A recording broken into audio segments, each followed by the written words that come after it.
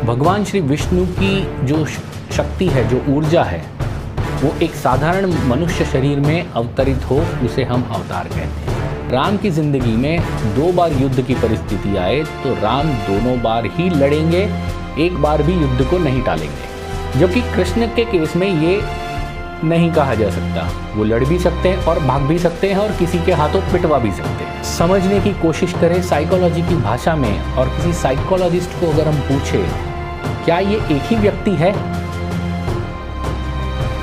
एक जो गोकुल में है, दूसरा जो मथुरा में है, तीसरा जो महाभारत के युद्ध क्षेत्र में है। क्या ये व्यक्ति एक ही है? तो साइकोलॉजी के प्रिंसिपल के अनुसार तो ये कहा जा सकता है, या तो ये एक व्यक्ति नहीं है, या तो फिर इस व्यक्ति को मल्टीपल पर्सनालिटी डिसऑर्डर है। नमस्कार, मैं हूं डॉक्टर जश देसाई और वसुधैव कुटुंबकम में आपका बहुत बहुत स्वागत है।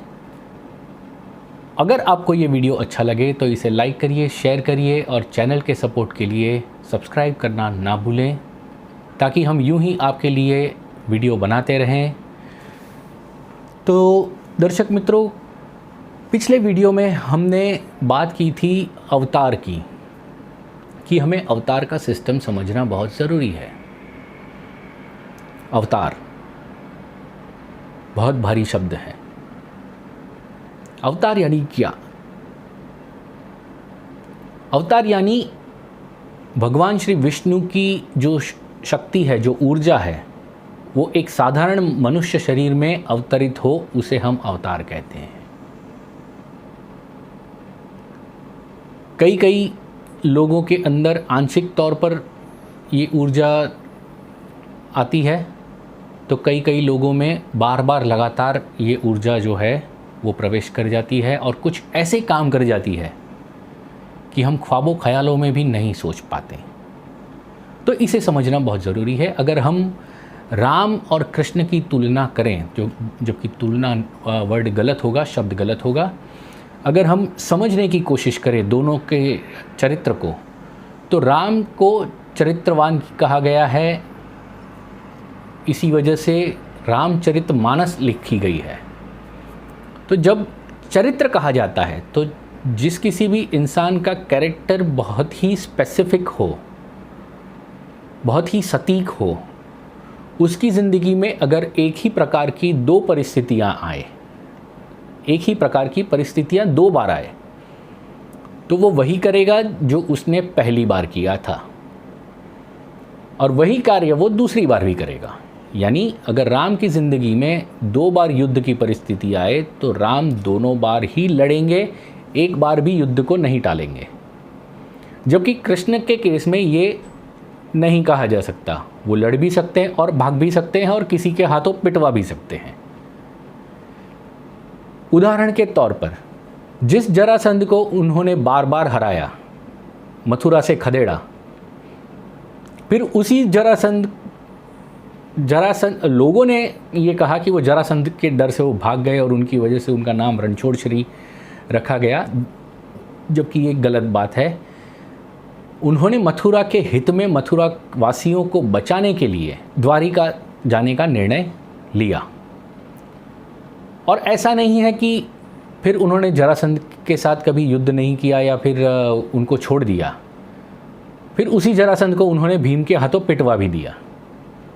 तो यहाँ पर समझना ये है कि जिसको वो हरा सकते हैं, हराया है, उससे वो दूर भी भागे और फिर किसी और के हाथों उसे पिटवा भी दिया। इसी वजह से, इसी तरह के कर्मों की वजह से कृष्ण जैसे चरित्र को समझना बहुत ही कठिन हो जाता है। इसीलिए हम कृष्ण के कर्मों को हम लीला कह देते हैं कि भाई ये एक मनुष्य के दिमाग के तो परे है, हम नहीं समझ पाएंगे। और भी कृष्ण के ज़िंदगी के पहलू अगर हम उठाकर देख लें तो उनको समझना वाकई में बहुत कठिन है। क्योंकि अगर हम साइकोलॉजी की भाषा में, साइकोलॉजी के प्रिंसिपल्स को अगर ध्यान में रखें और उनकी ज़िंदगी के पहलुओं को खंड खंड में अगर बांट दें, यानी एक कृष्ण वो जो गोकुल में गोपियों के साथ मस्ती किया करते थे, रासलीला किया करते थे, उनके कपड़ों को लेकर पेड़ पर चढ़ जाया करते थे, मटकियाँ फोड़ते थे, माखन चुराते थे और मस्ती ही मस्ती में कई राक्षसों का वध भी कर देते थे।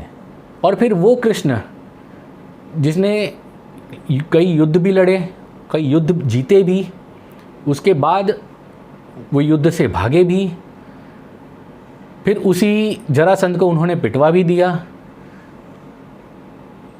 महाभारत के युद्ध के समय जब उनको न्योता आया कि युद्ध होने वाला है तो उन्होंने युद्ध लड़ने से मना कर दिया। युद्ध के समय जब वो खुद नहीं लड़ रहे थे और अर्जुन के कंधे से जब गांडीव सरक रहा था तो उन्होंने ही भगवत गीता जैसा एक ग्रंथ कह दिया। वो सुनकर अर्जुन उठ खड़ा हुआ और उसने युद्ध किया। तो इन सारे पहलुओं को अगर हम समझने की कोशिश करें साइकोलॉजी की भाषा में और किसी साइकोलॉजिस्ट को अगर हम पूछें क्या ये एक ही व्यक्ति है, एक जो गोकुल में है, दूसरा जो मथुरा में है, तीसरा जो महाभारत के युद्ध क्षेत्र में है, क्या ये व्यक्ति एक ही है? तो साइकोलॉजी के प्रिंसिपल के अनुसार तो ये कहा जा सकता है या तो ये एक व्यक्ति नहीं है या तो फिर इस व्यक्ति को मल्टीपल पर्सनालिटी डिसऑर्डर है। ये एक व्यक्ति तो नहीं हो सकता। और शायद इसी वजह से हम कृष्ण को नहीं समझ पाए ठीक तरह से और हम कृष्ण के कर्मों को लीला का नाम देते हैं, क्योंकि उनमें कई बार उनकी ज़िंदगी में भगवान श्री विष्णु की ऊर्जा अवतरित हुई और उन्होंने ऐसे ऐसे काम कर दिए जो एक सामान्य मनुष्य के दिमाग के परे है।